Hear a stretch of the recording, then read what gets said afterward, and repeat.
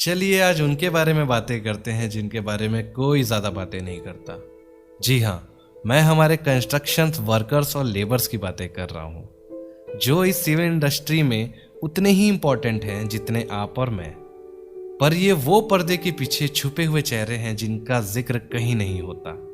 आपको ये तो ज़रूर पता होगा कि ताजमहल किसने बनवाया है, पर असल कारीगर और वर्कर्स बेनाम ही रह जाते हैं।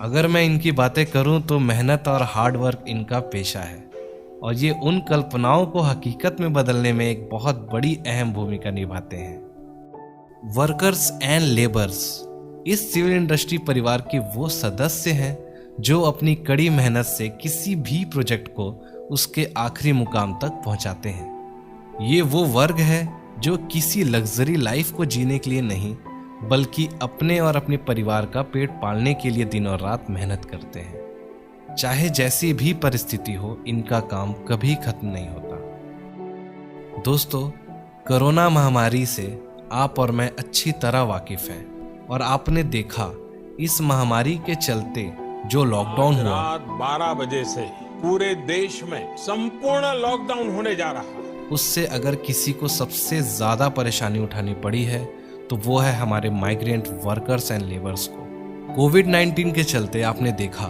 कि किस तरह से वर्कर्स एंड लेबर्स दूसरे शहरों में फंसे रहे। लॉकडाउन की वजह से उनके पास ना तो काम था, ना रहने के लिए घर और ना ही खाने के लिए पैसे। कंप्लीट लॉकडाउन की वजह से सारी यात्री सेवाएं बंद कर दी गई ताकि ये महामारी फैले ना, जिसकी वजह से प्रवासी मजदूरों को घर वापसी तक का सफर पैदल चलकर ही करना पड़ा। पैदल चलने वालों में महिलाएं, उनके छोटे छोटे बच्चे तक शामिल थे। कितने पहुंचे तो कितनों ने रास्तों में ही दम तोड़ दिया, तो किसी ने आत्महत्या तक कर ली। भारत सरकार के ऑफिशियल वेबसाइट इन्वेस्ट इंडिया के अनुसार एक सर्वे में पाया गया कि कोविड-19 ने बहुत ही भारी क्षति पहुंचाई है हमारे कंस्ट्रक्शन इंडस्ट्री को, जो इंडिया की सेकेंड लार्जेस्ट रोजगार देने वाली सेक्टर है एग्रीकल्चर सेक्टर के बाद।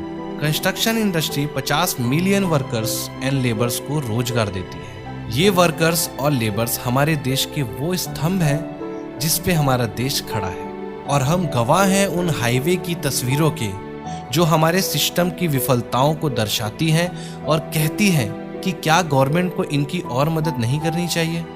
ये तस्वीरें कुछ सवाल छोड़ जाती है हमारे जहन में कि क्यों ऐसे वक्त में मदद के हाथ नहीं पहुंच पाते इन तक। क्यों सिर्फ कुछ सोनू सूद जैसे लोगों को ही इनकी तकलीफें नजर आती हैं। क्या ये जिम्मेदारी शासन प्रशासन की नहीं जो ऐसी महामारी में इनके लिए सही कदम उठा सके।